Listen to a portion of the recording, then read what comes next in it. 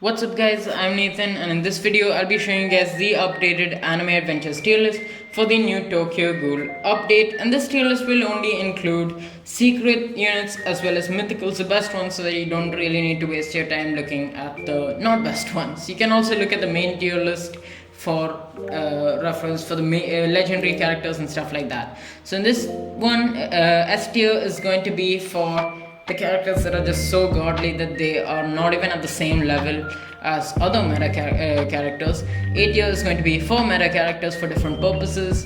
B tier is going to be characters that are extremely good, but there is a very clear reason as to why they cannot be meta, and I'll be telling you guys those reasons. C tier is still going to be good characters, just, well, not even B tier. And D tier is going to be the worst of the worst.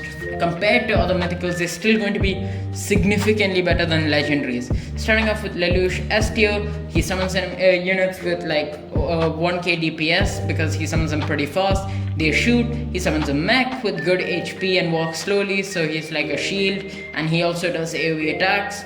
And he also has mind control, which makes enemies go back and literally attack each other. So I mean, it's really obvious why he's broken. He doesn't even cost an insane amount like Eren does, and you can place 3 of him. We have Ramsay, who's gonna be in D tier. He is decent, but he has only like 600 DPS, which compared to other mythicals is not that great. He has good AoE, but only like 20 range. And the good thing is though, you can place 5 of him, and you can get him by getting 100 clown masks. Ace is similar, you can get him by getting 100 fire shards, and he's a bit worse because he does only 460 DPS, and while he does burn and have 25.5 range, which is a bit more, but that DPS is a lot worse, so he's obviously going to be overall worse than Ramsay. They both have similar AoE. Gohan is actually surprisingly decent. He is a leaderboard character, which is why he would actually not be used, but he does do 1100 DPS at max and a decent range around 30, 27 or something like that. It is kind of changeable because of the mechanics of this game where the stats are somewhat randomized, and there's nothing crazy about him, but yeah, it's gonna be decent DPS, which is why that puts him a tier above. And it's obviously gonna be in A tier, not on the same tier as Lelouch because he does cost so much more, and also the fact that he's kind of single target, that's kind of how summoners work, so you really need to use him perfectly because he has a 480 second cooldown. However, he does do like 5 million damage, which is insane. It's just that you need to use him such that it hits the boss, otherwise it'll be wasted if it just goes on the normal enemies. Then we have Naruto Beast Cloak, who's going to be in C tier, below Gohan, because he's only doing 800 DPS with the same range and a cone AoE, which is worse in case you are in a map which does not have a long straight path. Ito is going to be in B tier because he does do like 1700, she does do 1700 DPS with a cool feature that she increases like 4 damage per enemy killed. It's just, well, it's 4 damage. So, and another reason why she cannot be meta is the fact that you can only place 3. Then we have Levi, who's going to be in B tier. He does like 1800 damage, accounting for the fact that there's a 25% chance that you double his damage with a crit. It's just that his AoE is really garbage. However, you can place 6 of him, which is why I'm putting him in B tier. Then we have Akenu A tier because he burns with massive range, that is like 50 plus, which is just really, really good. Then we have Whitebeard, who's going to be like top B tier because he's an alternative to All Might.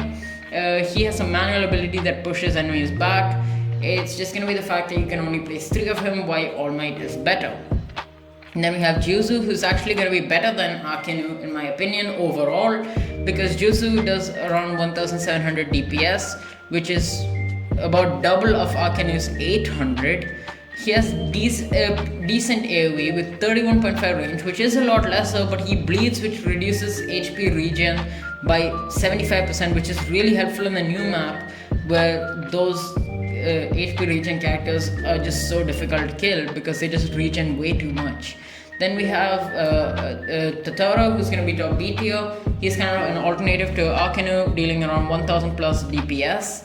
but he only has like 30 range, which is a lot worse than Akinu.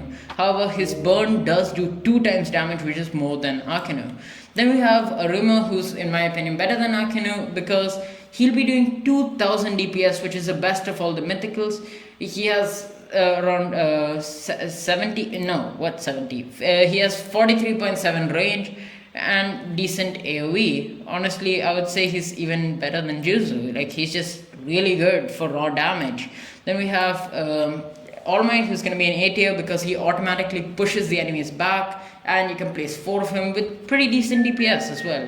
Like, it definitely helps a bit. Then we have Madara, who burns with a pretty nice semi-AoE cone, and he'll be dealing around 600 DPS, which isn't much nowadays, even though he used to be just God tier before. Then we have Shanks, who's gonna be in top A tier. He has full AoE with like mid range, like around 25 range. But the main good thing is gonna be that he time stops, and he has that 1400 DPS. So that's why Shanks is actually really good. Diablo is gonna be in C tier because he does do like 1000 DPS, but really horrible AoE. And he does do a full map time stop. It's just that it lasts for less time and it has a long global cooldown. You might as well just use a regular time stop because full map time stop buys you extra time, but it doesn't really help you in grouping. Then we have Rengoku, who is surprisingly bad for a mythical. I might even put him lower in my main tier list because when I was checking, he only does like 326 DPS. And he does burn, but like his range is not much, like 21, which is again worse than Ace in every way. And he has a rectangular AoE, which is again worse than Ace.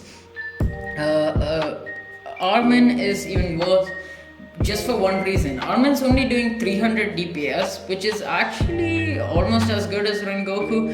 And the funny thing is, for Rengoku, there's actually the new legendaries are better than Rengoku, so do not get Rengoku. So Rengoku and Armin both deal around 300 DPS. It's just that Armin has a massive AoE, however he attacks very slowly, which is why he's not very usable. Like, if it was a nuke, it should have at least damaged a lot. Then we have Karakuri, who's gonna be right there in A tier. He slows enemies down with pretty nice DPS and even AoE. He's gonna be maybe below All Might because he is quite costly. Finally, we have Broly, who's gonna be still top A tier. He does only like 600 or so DPS, which might not be much compared to like these new characters. It's just gonna be the fact that he's full AoE with like over 50 range, which is just insanely good. You can hit every single enemy constantly, and you don't really have to even worry about grouping because Broly's in the meta.